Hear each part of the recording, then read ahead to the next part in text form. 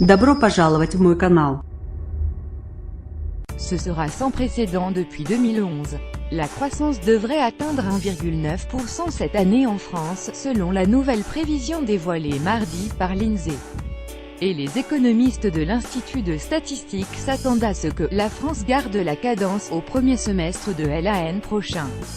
Ils tablent sur une progression de l'activité économique de 0,5% au premier trimestre 2018 puis 0,4% au deuxième. Il est vrai que la croissance est bien installée dans l'Hexagone et semble s'être calée sur ce rythme depuis la fin 2016. C'est un peu moins bien que la zone euro qui devrait voir son PIB grimper de 2,3% cette année. Mais la France profite tout de même comme ses voisins de l'amélioration de la conjoncture. La baisse du chômage chez nos partenaires commerciaux, la hausse de la demande en provenance des pays émergents, la persistance d'une faible inflation et la forte reprise du commerce mondial font partie du cocktail permettant cette embellie. Mais ce n'est pas tout. Le moral des chefs d'entreprise au plus haut depuis 10 ans, l'activité est aussi tirée par la demande intérieure, explique Julien Pouget, chef du département de la conjoncture à l'INSEE. En particulier, l'investissement des entreprises progresserait encore vivement à un rythme d'au moins 4% par an, surtout dans un contexte où les capacités de production sont de plus en plus sollicitées. D'autant que les chefs d'entreprise sont de plus en plus optimistes, souligne l'économiste, qui rappelle que le climat des affaires a atteint son point le plus haut depuis 10 ans. Les perspectives générales de production dans l'industrie sont d'ailleurs à leur niveau le plus élevé depuis le début des années 2000, ajoute Dorian Roucher, économiste à l'INSEE. La consommation des ménages devrait, elle, pâtir un peu de la hausse des taxes sur les carburants et le tabac ainsi que du calendrier fiscal. La hausse de la CSG interviendra en janvier, tandis que les baisses de cotisations sociales, qui vont de pair, se feront, elles, en 2 fois, en janvier et octobre. Mais, si la consommation pliera, elle ne rompra pas, selon l'expression de Dorian Roucher, grâce au dynamisme des salaires.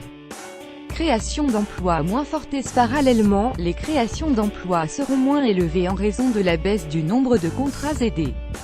Les créations d'emplois devraient passer d'un rythme de 150 000 par semestre à 70 000 environ dans la première moitié de l'année 2018. Et la reprise devrait inciter certains inactifs à se présenter sur le marché du travail. Ils seront alors de nouveau comptabilisés comme sans emploi. Le taux de chômage ne devrait donc que peu reculer et toucherait encore 9,4% de la population active à la fin juin 2018.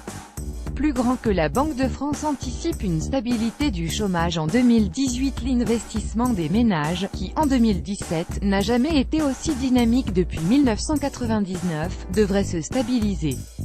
Quant au commerce extérieur, il devrait arrêter de peser sur l'activité grâce aux exportations agricoles et au tourisme.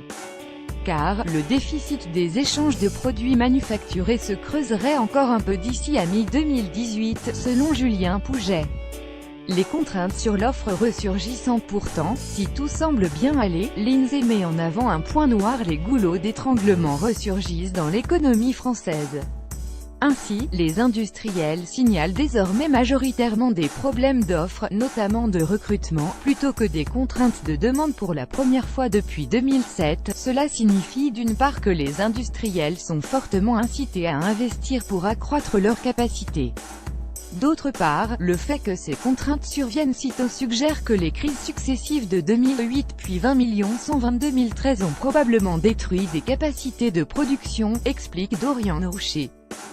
Ces difficultés sont générales, la crise ayant entraîné des faillites d'entreprises et une explosion du chômage de longue durée, qui rend ces personnes plus difficilement employables. Là se trouve peut-être le problème des prochaines années pour la France.